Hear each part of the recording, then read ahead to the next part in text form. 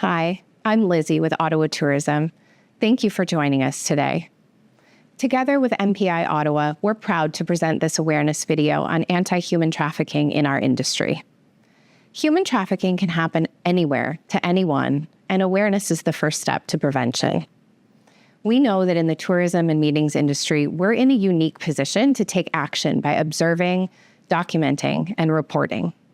Let's hear how Ashley with the Canadian Centre to End Human Trafficking is working to help stop human trafficking and protect the safety of everyone in our community. Welcome. Today we are joined by Ashley Franson-Tingley from the Canadian Centre to End Human Trafficking. Ashley is the Director of Stakeholder Relations. Thank you so much for being here, Ashley. Just really appreciate your time. Thank you so much for having us.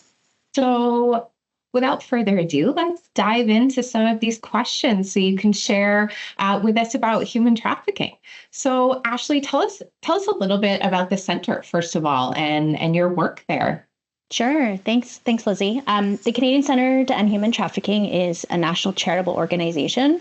And really, we have a really big mandate, but it's to end all forms of trafficking in Canada. And we really do this by mobilizing systems change. And we do this through collaboration with a variety of partners, including survivor leaders. We work with all levels of government, frontline service providers, private sector businesses, really thinking about strategically how to advance best practices. And we also do a lot of education and awareness. We do policy development. We do strategic advocacy, research and data collection, and then really convening and ensuring that the right folks are at the table to discuss solutions to trafficking. Right. We're also the operators of the Canadian Human Trafficking Hotline. Okay, amazing. So obviously, you're very, very involved. You are the advocacy voice, one of the main ones against human trafficking. So tell us, you're the perfect person to tell us what the current landscape looks like for the human trafficking picture in Canada. Yeah, so in Canada, Canada is actually, it's a source, it's a destination and transit country for trafficking. Okay. And so really what that means is contrary to popular belief, trafficking is occurring in Canada, and overwhelmingly folks who are being targeted for sex trafficking here in Canada are Canadian citizens and permanent residents. That being said, we also know that forced labor or labor trafficking is also occurring in the country, but those folks who are victimized for forced labor particularly tend to be individuals here who are here on temporary work visas or study permits, or individuals who are here in Canada without status. And I think one of the other kind of common misperceptions about trafficking is that it involves crossing borders. We know that doesn't actually have to happen. It's happening in communities across the country, and it's most often perpetrated by someone the victim actually knows, someone the victim trusts, and in many cases, someone the victim actually loves. Okay, and so that's kind of the perfect segue into the different types of human trafficking. So you mentioned labor trafficking. Mm-hmm. Are there different types of human trafficking that are talked about? What are they, and where do they happen throughout Canada? Or tell us a little bit about those two types. Sure. So sex and labor trafficking are the most prevalent forms of trafficking here in Canada, and anonymized data collected through the Canadian Human Trafficking Hotline really confirmed that, what we knew, right? What the anti-trafficking sector knew all along, that this is happening in large urban centers, medium-sized cities, and rural communities.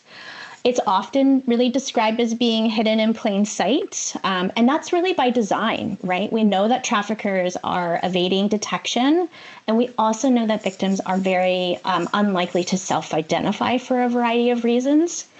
The other piece to this is it's very challenging to collect reliable data on the issue of trafficking. And if we only use police reported data, we're really just getting kind of one slice of the pie. Victims and survivors are really fearful of coming forward. They may be fearful of shame, stigma, retribution from the trafficker. And they may also have fear or distrust of law enforcement and our other institutions. Okay. There's other tools out there and resources. Obviously, we have the hotline. Tell us what that looks like. What does that I guess, who calls if survivors are less likely to self-report, is it victims who are calling? Is it, members of the public? And what happens when a call does come in? Sure. So the Canadian Human Trafficking Hotline, first and foremost, it's a free national confidential service. We're operating 365 days a year in both French and English. And really, the hotline exists for three primary purposes. Primarily, we work to connect victims and survivors of trafficking to those emergency, critical, transitional services in their communities or closest community. Second, it really exists to provide access to specialized information and resources about trafficking to communities, to individuals, to anti-trafficking advocates, law enforcement service providers. And then finally, one of the other functions of the hotline really is as a safe space to kind of discuss reporting a potential trafficking case to law enforcement or other government bodies if requested and if we're mandated to do so. Okay. And do you notice, are there areas that use the hotline more? Is that, I know you mentioned the urban centers or rural areas. Do you notice that it's more prevalent in some areas or pick up in some areas? Yeah, I do want to caveat my response by saying that where we see a larger population size and then larger provincial investments into anti-trafficking awareness and services and supports, we typically see larger call volume. So Ontario, British Columbia, Alberta, those are kind of like the largest call centers or call volumes provinces. Yeah. But I think focusing on those larger call areas kind of negates the fact that this really is happening right across the country in smaller communities, in big urban centers. It really, it's not to be alarmist, but this is really happening right across the country. And so that's why it makes, I guess you mentioned reporting is tricky sometimes because the higher the reports, maybe the higher the education too, not necessarily the higher the incidence of trafficking. For sure. And we get calls from a variety of community members. I'll say our primary caller type are victims and survivors. But the second largest caller type to the Canadian Human Trafficking Hotline are actually family and friends. So those are the folks who are closest to someone who's in a trafficking situation.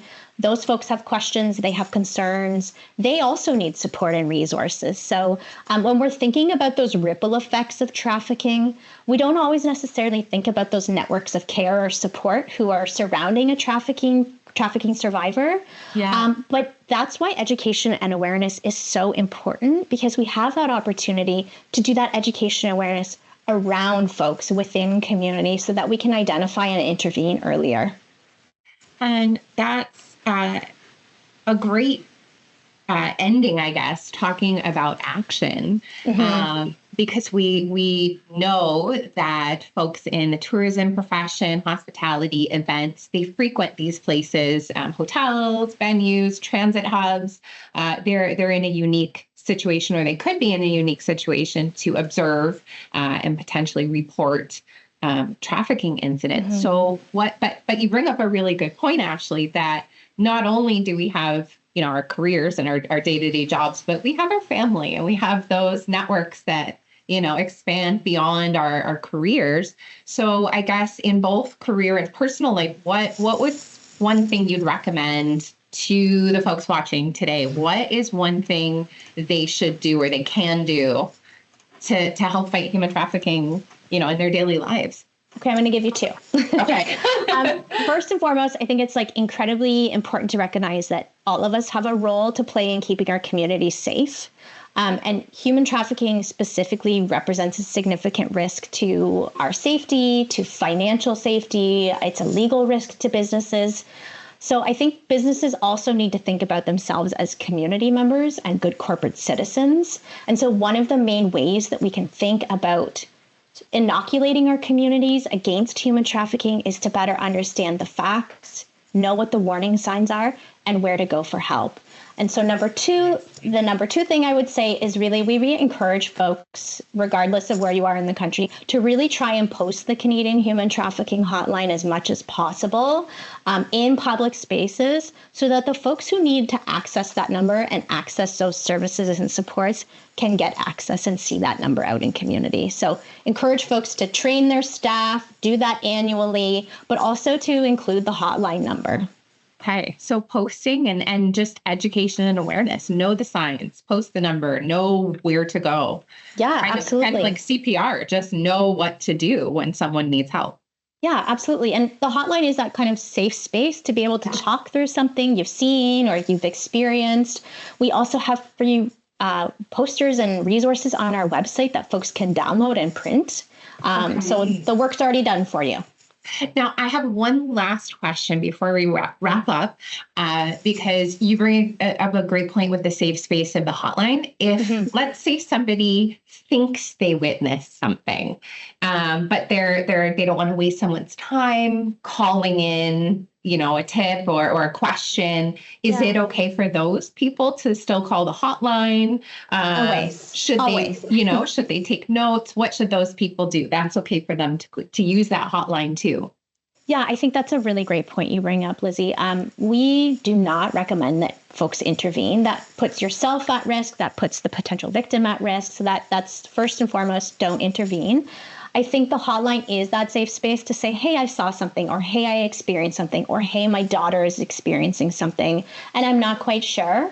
And you can kind of talk through the elements of the situation and get some professional, dedicated guidance on next steps. We can do safety planning. We can look at what an extraction can look like if you want to refer to law enforcement and what that kind of next steps can be. Okay. But really, encouraging folks to use the hotline to ask questions is the right thing to do.